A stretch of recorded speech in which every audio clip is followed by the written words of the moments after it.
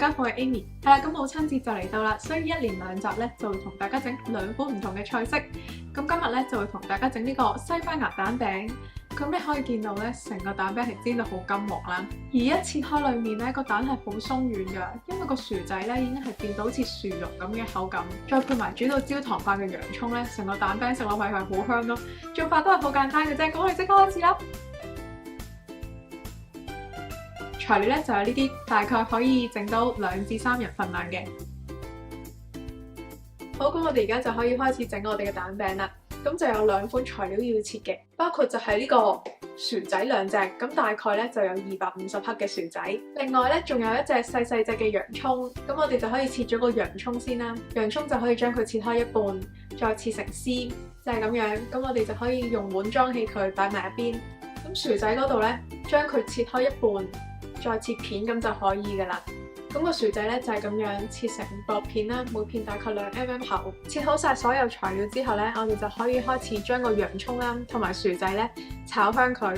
係啦，咁今次會用到嘅咧就係刀嘜嘅呢個金裝綠香花生油，佢係嚴選咗優質嘅花生精配而成，唔單止不含膽固醇，而且香味咧係會特別濃郁嘅。另外，所有刀嘜嘅油樽口咧都係經過特別設計。咁我哋就可以扭大少少個樽口啦，因為今次咧我哋要加多少少油落去嘅。咁一倒出嚟咧，已經可以聞到好香嘅花生味啦。咁就好適合用嚟炸嘢，可以提升香味。咁就會加多少少油去煮啦，因為想用一個半煎炸嘅方式去煮佢哋。加咗啲油落去之後咧，我哋就可以用細火燒熱個油啦，等到佢熱咗先。咁而家個油咧就已經熱咗噶啦，因為你放隻手上去咧，你係可以感覺到佢個熱力嘅。咁我哋就可以將洋葱放落去炒香咗先，因為洋葱嘅水分比較多，所以我哋就炒香咗個洋葱先。咁就可以 keep 住用細火慢慢煮佢。係啦，咁而家個洋葱咧就煮到有少少微金黃，咁我哋就可以將薯仔咧都放埋落去一齊煮啦。之後咧，我哋就可以炒勻佢，等嗰啲薯仔咧可以每一片都覆蓋到啲油，咁就可以炸香啲啦。咁薯仔咧，我哋就炒大概4至5分鐘啦。咁就煮到個洋葱同個薯仔咧都有啲焦香啦，同埋金黃嘅效果。咁食落去個蛋餅咧就會香好多噶啦。咁喺個薯仔炸緊嘅時候咧，我哋就可以準備埋呢個雞蛋，加少少鹽同埋黑胡椒落去調味，咁就打散佢啦。咁大概煮咗4至5分鐘啦，但係邊位有少少半透明同埋金黃咧，咁就可以噶啦。咁我哋而家咧就可以將嗰啲薯仔咧撈起佢噶啦，將炸好咗嘅薯仔咧放埋落去，停乾少少個薯仔啲油咧，我哋先放落去個蛋嗰度。仲有剩低嘅洋葱咧，千祈唔好嘥，啲洋葱係超香。加晒啲薯仔落去之後咧，我哋就可以撈勻晒佢噶啦。咁就等嗰啲蛋液可以包住晒嗰啲薯仔片啦，就係咁就 OK 噶啦。咁今次咧，我就會用呢個7寸嘅不鏽鋼鑊去煎呢個蛋餅嘅。咁大家如果屋企有易潔鑊嘅話咧，咁就會比較容易操作啦。但係因為我想整細隻比較厚身嘅蛋餅，咁我就用比較細嘅鑊去操作。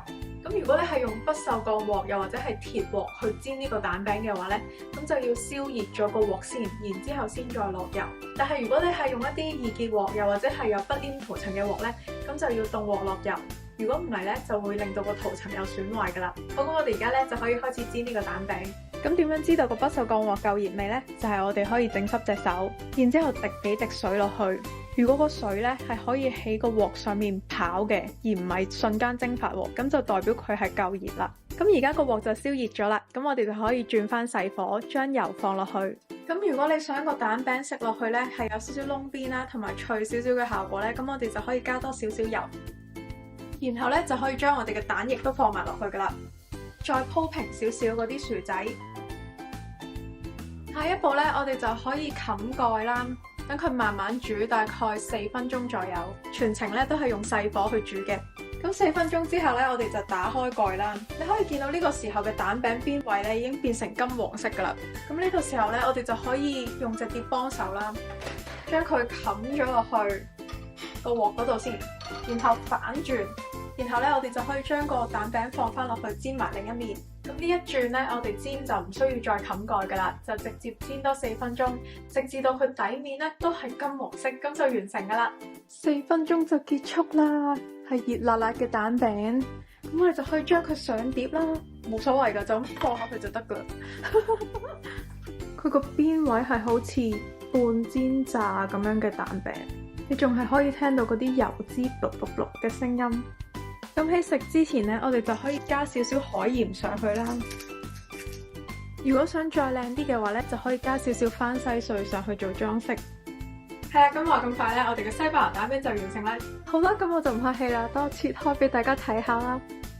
仲係出緊煙㗎，裏面嘅蛋同薯仔都係好鬆軟。咁雖然今次呢個食譜咧，淨係加咗細細隻洋葱啦，但係因為我哋用油去炒過，炒到佢焦糖化咗咧，所以佢洋葱嘅味道係好強烈。